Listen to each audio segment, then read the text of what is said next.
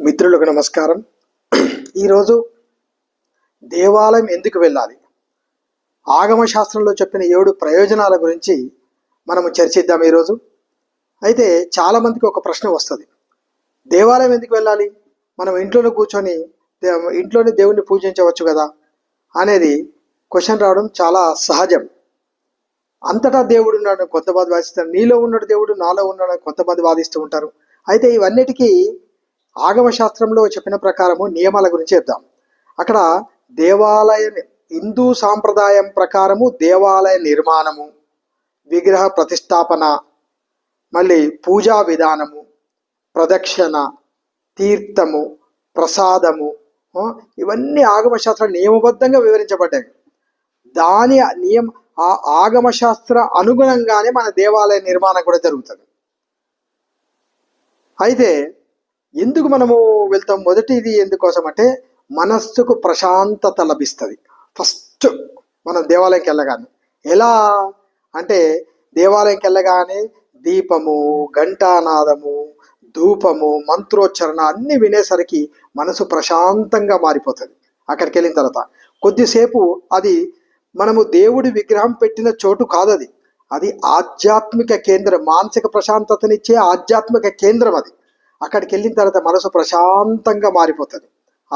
ఆ గంట తన్నుమని గంట మోగానే మనసులో వివెత్తున ఆధ్యాత్మిక భావన ఉద్భవిస్తుంది.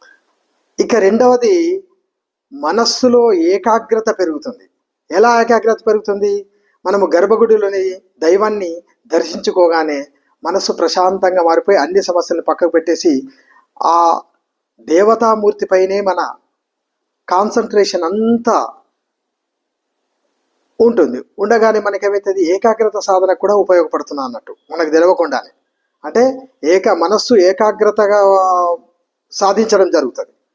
దాని తర్వాత ఇక మూడోది ఏంటంటే ప్రదక్షిణ. ప్రదక్షిణ అంటే మన సాంప్రదాయాల్లో ముఖ్యమైన ఆచారం ఏంటంటే, దేవుని దగ్గరికి గుడికి వెళ్ళినప్పుడు 5 సార్లు 3 సార్లు ఒక్కసారి ఇట్లా బేసి సంఖ్యలో ప్రదక్షిణ చేస్తూ ఉంటారు. కుడి వైపు నుంచి ఇలా గుండ్రగా తిరిగి వస్తూ ఉంటారు. అది ఎందుకు అలా చేయడం వల్ల ఏమవుతుంది, శారీరకంగా ఒక వ్యాయామం జరుగుతుంది, శారీరక చలనం కూడా జరుగుతుంది, రక్త ప్రసరణ వ్యవస్థ కూడా మంచిగా ఉంటుంది మనకు. అది ఒకటే కాదు, దైవాన్ని కేంద్రంగా చేసుకొని నా జీవితం కొనసాగాలి ప్రశాంతంగా అని ఒక భావన, ఒక కాన్సెప్ట్ డెవలప్ అవుతుంది. అందుకని మనము ప్రదక్షిణ చేస్తూ ఉంటాం దేవుని చుట్టూ. దాని తర్వాత ఇంకొకటి ఏంది, వినయం వస్తుంది. వినయం అంటే మనకన్నా ఒక గొప్ప శక్తి, దైవ శక్తి మన ముందు ఉంటుంది. అందరూ శిరస్సు వంచి నమస్కరిస్తూ ఉంటారు. అప్పుడు మన లోపలి అహంకారం అంతా పోతుంది. అహంకారమే మమకారము, అహంకారము రెండు మనని వెనుకకి నెట్టేస్తూ ఉంటాయి ఆధ్యాత్మికంగా. ఈ అహంకారం అనేది పోవడం ఎట్లా సాధ్యమైందంటే, దైవం ముందర 2 చేతులు జోడించి తల వంచి నమస్కరించినప్పుడు మన అహంకారం తొలగిపోతుంది. తొలగిపోయి మనము ప్రశాంతమైన మనస్సుని పొందుతాం. ఇక నెక్స్ట్ 5వది, మంచి ఆలోచనలు డెవలప్ అవుతాయి. మంచి ఆలోచనలు ఎలా డెవలప్ అవుతాయి, స్తోత్రాలు వింటాం, భజనలు చేస్తాం, పురాణ కథలు వింటాం. అందుకే పెద్దలు పిల్లల్ని దేవాలయానికి తీసుకుపోయినప్పుడు అక్కడ స్వాధ్యాయం లాంటి ప్రోగ్రాం జరిగినప్పుడు, మళ్ళీ వక్తలు వచ్చి మాట్లాడినప్పుడు, దాని తర్వాత మంచి మంచి గొప్ప వ్యక్తులు మాట్లాడినప్పుడు మనకు ఎన్నో విషయాలు తెలుస్తాయి. తెలిసినప్పుడు ఏమైందంటే మంచి ఆలోచనలు డెవలప్ అవుతాయి మనకు. అంతేకాదు ఇంకొకటి, సామాజిక ఐక్యత కూడా పెరుగుతుంది. ఎలాగంటే అక్కడ భజనలు వేయడము, అన్నదానము, పండుగలు, అందరూ కలిసి అందరూ ఒక్క దగ్గర చేరుతారు. చేరిన తర్వాత భక్తితో పాటుగా పరస్పర సహకారం, ఐక్యత, ప్రశాంతత, ఇచ్చిపుచ్చుకునే ధోరణి, ఇవన్నీ పెరగడం కారణం ఏంటంటే అక్కడ సామాజిక ఐక్యత డెవలప్ కావడమే. ఇంకోటి లాస్ట్ది, ఆత్మ పరిశీలన జరుగుతుంది.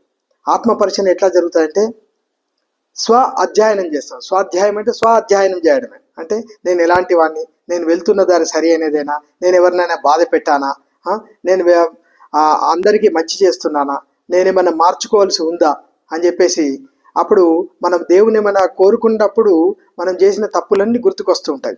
గుర్తుకొచ్చినప్పుడు ఇంకొకసారి అట్లా చేయను, ఇప్పటి నుంచి మంచిగా ఉంటా అని చెప్పేసి మనము చెప్పుకుంటూ ఉంటాం.